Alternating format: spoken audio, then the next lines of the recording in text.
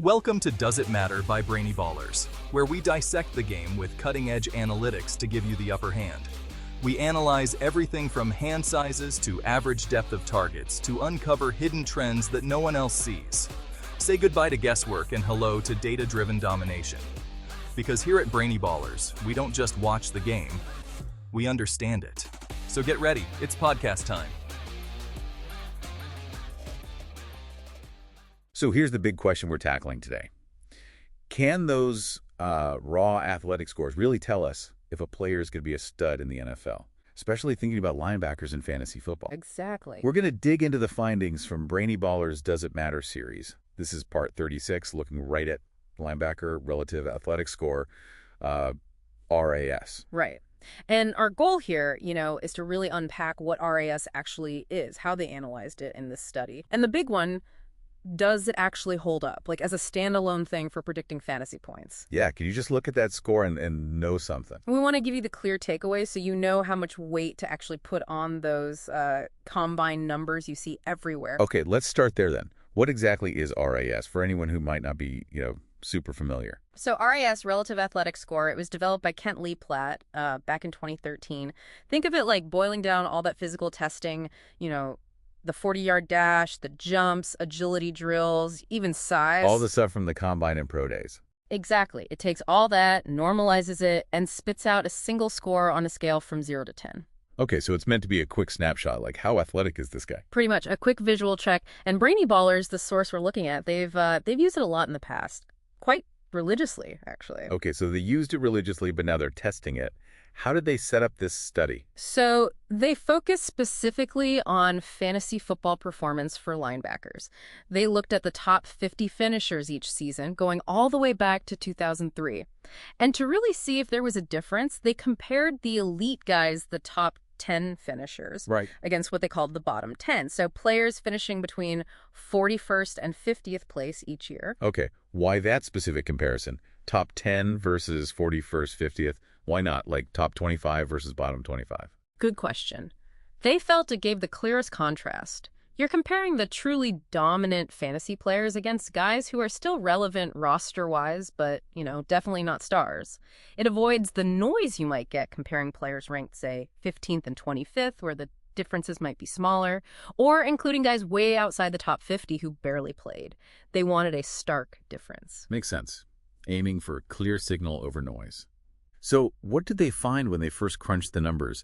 Did the super athletic guys dominate? Well, this is where it gets pretty interesting. The initial look at the average RAS scores, it didn't really show what you might expect. In fact, it was kind of the opposite sometimes. Really? Yeah. In 13 out of the 21 seasons they looked at, that's almost 62% of the time. The top 5 fantasy finishers actually had the same or sometimes even lower RAS scores compared to the guys finishing way down in the 31st and 50th range. Wow. Wait, hold on. 62% of the time, the best fantasy linebackers were less athletic, according to RAS. Or at least not more athletic based on that score. It definitely threw some cold water on the idea that pure athleticism is the key driver right from the start. That really does challenge the narrative, doesn't it? So, okay, initial averages are messy, but did they find anything? Did they dig deeper? They did. They didn't just stop at the averages. They created like a differences chart to see if maybe a specific tier of athleticism mattered. And they did find something there. Do you want to start dominating your drafts? At brainyballers.com, we've researched every metric under the sun for you to find which ones are best linked to fantasy points. You can access hundreds of metrics to sharpen your scouting ability so you know which metrics matter and which are just noise. Stop guessing on which thresholds to look for within each metric. Big numbers can be misleading or irrelevant. Our Ultimate Athlete Blueprints reveal essential scouting metrics, their importance, and benchmarks within each metric that help predict a player's probability of being a success or bust. Elevate your scouting ability with Brainy Ballers' Ultimate Athlete Blueprints today. Click the link in the description. Now back to the show. RAS score of 9.2 and above. So we're talking truly elite testers, like the top 8% athletically. And they found that linebackers hitting that 9.2 plus score had about a 9.8% increased presence in the top 10 fantasy leaderboards compared to that bottom 10 group, 41st, 50th. Okay, so being super athletic, like 9.2 or higher, gives you a slightly better shot, about a 10% bump. Slight bump in likelihood, yeah. compared to those lower-ranked guys. So there was a small signal at the very, very top end of athleticism.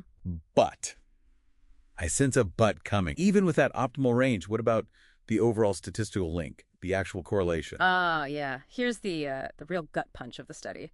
They calculated the Pearson correlation between RAS and fantasy production, and the value they got was 0.016. That's incredibly low. Exactly. It shows basically no significant linear relationship. For context, you usually want to see at least like a 0.1, maybe higher. Right. And compare that 0.016 to something like, say, QB draft capital, which most people agree matters. That has a Pearson value around -0.219, a much stronger, though inverse signal. So this study pretty strongly suggests RAS on its own is almost useless for predicting fantasy linebacker success. That's the main takeaway, yeah. Despite finding that little bump for the 9.2+ athletes. But you mentioned they saw something about trends over time. Did that change anything? They did note an interesting observation.